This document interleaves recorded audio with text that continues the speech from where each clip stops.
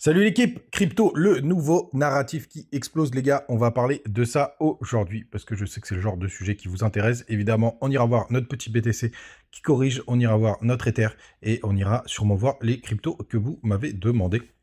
Si on a le temps, bien entendu. J'espère que vous êtes prêts. BTC ce matin, 115 275 $, on perd 2%. Au réveil, là, pour le coup, on est même en train d'aller gratter sous les liquidités. On va regarder ça. On a Ether qui se porte pas trop mal. On est à plus 1,8%, 3600 $ sur l'As de la map. C'est assez mitigé, hein. On a Missile Sol qui perd 3%. On a des petites perfs comme Terris qui prend 3,4%. Bitcoin Cash 5,3%. Belle perf de ce côté-là. Pareil pour XMR, on a BGB et PP qui perdent quasiment 3%. Beaucoup sont très très stables. ENA qui est en forme plus 10%. Et aujourd'hui, c'est JIT au sol qui est 50e qui perd 2%. Quand un peu plus bas, on a Bonk qui prend 4%. Les gars, on démarre tout de suite avec le daily du BTC puisqu'il se passe quelque chose, ça y est.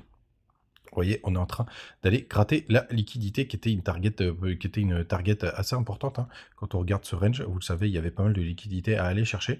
À mon avis, la dernière zone, si on a besoin d'aller un peu plus bas, en tout cas d'un point de vue liquidité, c'est juste en dessous des 15 256 $. Est-ce qu'on y a été? Ouais, on a été la chercher. Donc techniquement, on a été chercher toutes les liquidités.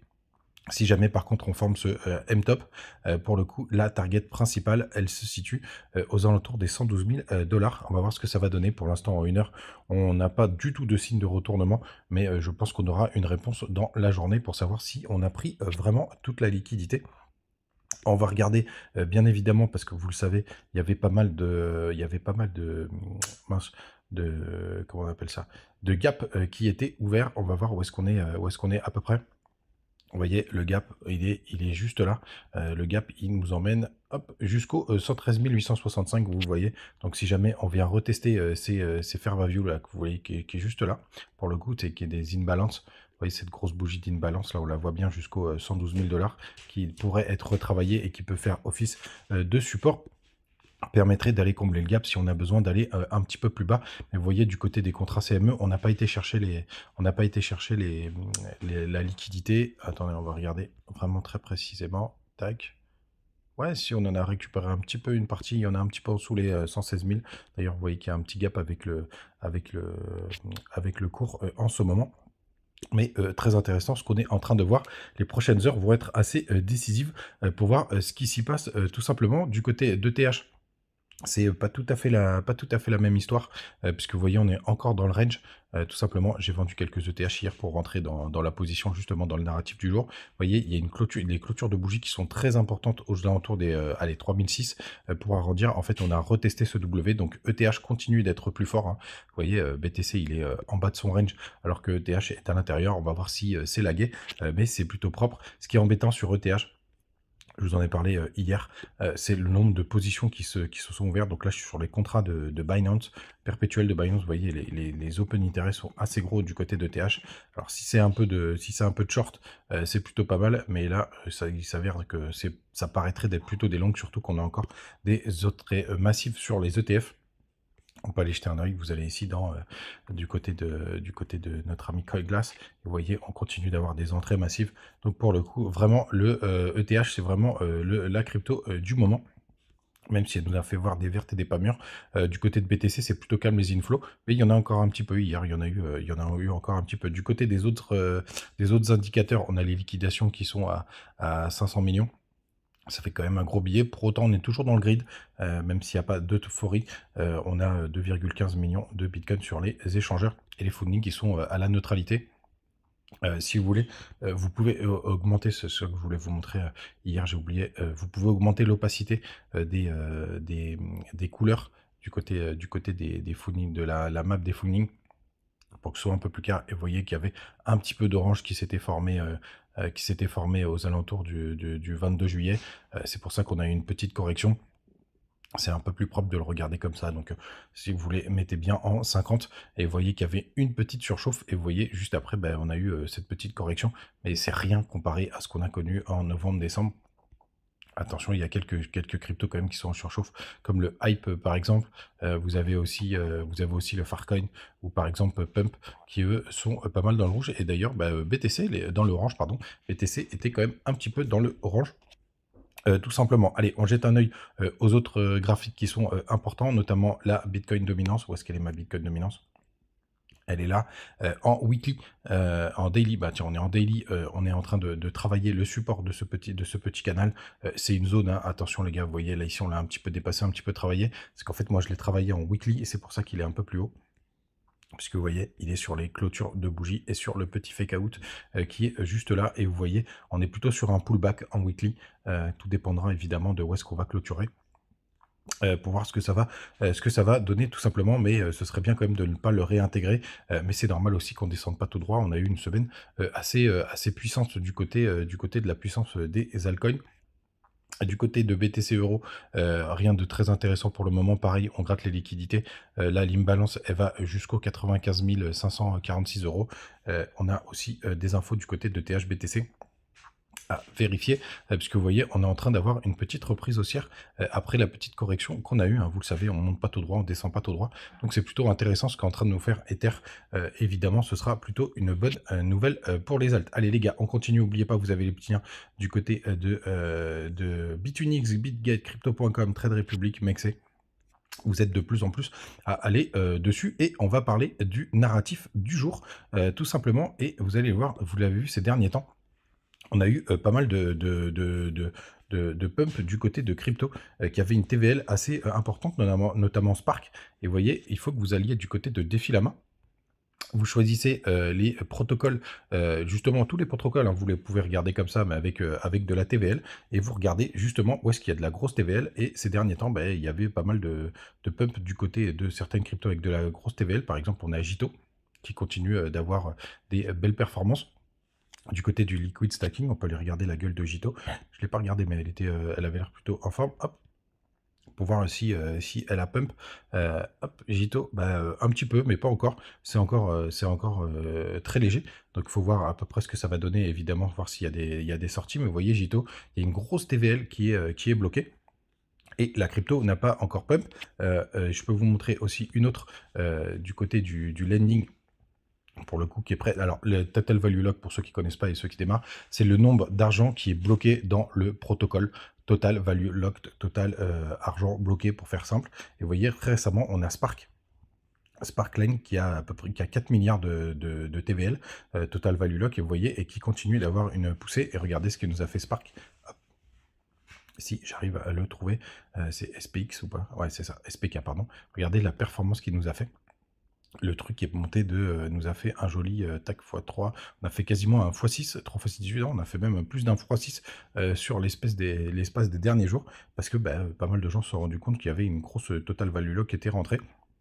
Donc hier, je me suis amusé à acheter un œil justement à tous ces projets. Donc le JST, je suis pas rentré dessus parce que vous voyez, elle est plutôt en train de baisser. C'est pas pour autant que ça peut pas faire des belles performances, hein. Mais vous voyez, ce narratif est quand même plutôt intéressant. Donc le JT, je suis pas rentré parce qu'il n'y avait pas d'augmentation, mais pareil, vous voyez, la charte est quand même très jolie, hein. On fait des W dans des W dans des W, où ça peut partir à tout moment. Bien entendu, à chaque fois, il faudra que vous fassiez le comparatif avec les sorties des protocoles. Tout simplement, la dilution des tokens. Vous voyez là, par exemple, celui-là, je suis pas rentré. En plus, il est assez ancien, donc celui-là, il m'a moins intéressé. Mais par contre, ce qui est intéressant de noter, c'est qu'il y a toutes les cryptos qui sont disponibles. Et donc, celle sur... Attendez, je voulais juste vous montrer un autre truc, si j'arrive à le retrouver. Hop, c'est peut-être pas sur les bridges. Non, c'est pas sur les bridges que j'avais vu ça. Mais, hop. Non, c'est sur lequel que j'avais vu. Bon, je vais pas le retrouver. C'est pas important, mais c'est pas grave. Et donc hier, moi je me suis amusé. Je me suis dit, tiens, est-ce qu'il y en a d'autres sur lesquels il se passe quelque chose d'assez intéressant? Et celui que j'ai choisi, c'est tout simplement Camino. Il y a beaucoup moins de total value lock, mais je trouvais ça assez intéressant de voir combien il y avait. Tout simplement, il y a à peu près 2,5 milliards, et surtout c'est en constante augmentation. Et donc c'est la crypto que j'ai choisie hier. Alors par contre, ce qui est un peu embêtant, c'est que j'ai pas trouvé d'informations sur le vesting, donc la sortie des tokens. Donc ça c'est un peu moins sympathique. Mais vous voyez, la charte était complètement à plat, puisque vous voyez, On est à 145 millions de cap, mais 600 millions en total après dilution.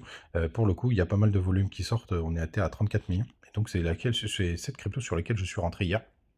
Hop, je vais vous montrer. Je voulais partager d'ailleurs du côté du Telegram, hein. Je voulais partager en direct live pour vous dire que je rentrais sur cette crypto. Vous voyez, on a été chercher justement une belle performance avec une belle mèche. On est retesté les 0,786, donc en plus d'un point de vue graphique, la charte était à un bon endroit. Et vous voyez, hop, il y a mon petit B, je suis rentré là. J'ai même pris une petite position du côté en levier. J'ai mis un gros levier, donc faites pas ça chez vous, tout simplement. Mais je suis rentré en plus en position ici pour avoir un peu plus de panache. Pourquoi il m'a mis sur Arkham? Donc je voulais vous partager ce petit narratif qui est en train de pas mal bosser ces derniers temps. On va voir ce que ça va donner. Est-ce que Maple il a fait non, il a fait des performances. On va aller jeter un œil. Mais je voulais vous le partager parce qu'il y a peut-être un petit coup à jouer, peut-être court terme. Faut pas être trop gourmand, tout simplement. Mais il y a un petit coup à jouer du côté. Ah mais tiens, je crois même pas sûr qu'il y ait sur BitGet. Je sais qu'il est sur Bitunix. Maple parce que j'ai mes cryptos là-bas. Et Syrup aussi qui nous fait des belles performances, même si c'était pas le sujet du jour. Hop, MPL. Mais pourquoi je le trouve pas? Je le trouve plus, Maple. Ah mince, c'est parce que c'est. Ah oui, bah c'est Syrup, je suis con. Qui fait des belles performances, vous voyez, tiens. Pardon. Vous voyez, Maple qui était dans les tops, vous voyez, il y a 2 milliards il y a 2 milliards, et regardez ce qu'il nous a fait hier, aujourd'hui, il nous fait un plus 32%. Donc c'est pour ça que je vous dis que ce narratif est quand même assez intéressant en ce moment. On avait fait une grosse correction et là ce matin on fait plus 32% et en plus Maple c'est pas une grosse total value lock, c'est pour ça que je me suis amusé avec Camino, hein, puisque vous voyez il y a à peu près 500 millions de moins, pardon. Et donc hier, je suis rentré plutôt sur Camino, mais vous voyez, Maple, il a fait à peu près la même histoire, et pourtant il a une beaucoup plus grosse capitalisation. Tout simplement, mais après il y a tous les tokens qui sont en circulation, mais vous voyez avec avec plus de capitalisation, pardon, il arrive à faire une performance comme ça. C'est pour ça d'ailleurs que je me suis amusé à rentrer sur Camino, et puis on va voir si ça pump, on va voir si John Slane aussi nous fait quelque chose, ça peut être intéressant, mais vous voyez, vu que la total value lock descend, je me méfie, tout simplement. On dirait que c'est plutôt un protocole qui commence à morfler. Évidemment, vous avez Morpho aussi qui fait des belles performances. Morpho, est-ce qu'on va voir est-ce qu'il s'est passé quelque chose du côté de Morpho? Et après, je vous laisse là-dessus, les gars. Hop, Morpho, est-ce qu'il nous a pump celui-là? Tac. Où est-ce qu'il est? Hop. Regarde où est-ce qu'il en est, Morpho. Un petit 4%, non, c'est rien de très intéressant. Mais pareil, il avait déjà fait un petit pump, hein. Celui-ci, on va voir s'il peut aller chercher un peu plus haut. Mais en plus, ah oui, la charte est, oh là là, elle est magnifique, la charte du côté de Morpho. Vous voyez, on est en train de pullback du côté du weekly, alors qu'il y en a plein d'autres qui ont réintégré leur W weekly. Lui, il est au-dessus, il nous fait un joli pullback. Donc crypto forte. Donc Morpho aussi qui pourrait nous faire des choses assez intéressantes à suivre. Vous voyez, en plus les volumes sont croissants. Donc je voulais vous montrer tout ce petit narratif qui est en train d'exploser tout simplement. N'hésitez pas à me dire ce que vous en pensez en commentaire. On fera d'autres cryptos demain parce que la vidéo est déjà assez longue. Passez une bonne journée. N'oubliez pas de conseils en investissement ici. Et n'oubliez pas, vous avez les petits bonus du côté des échangeurs. Passez une bonne journée. On se retrouve demain. Ciao.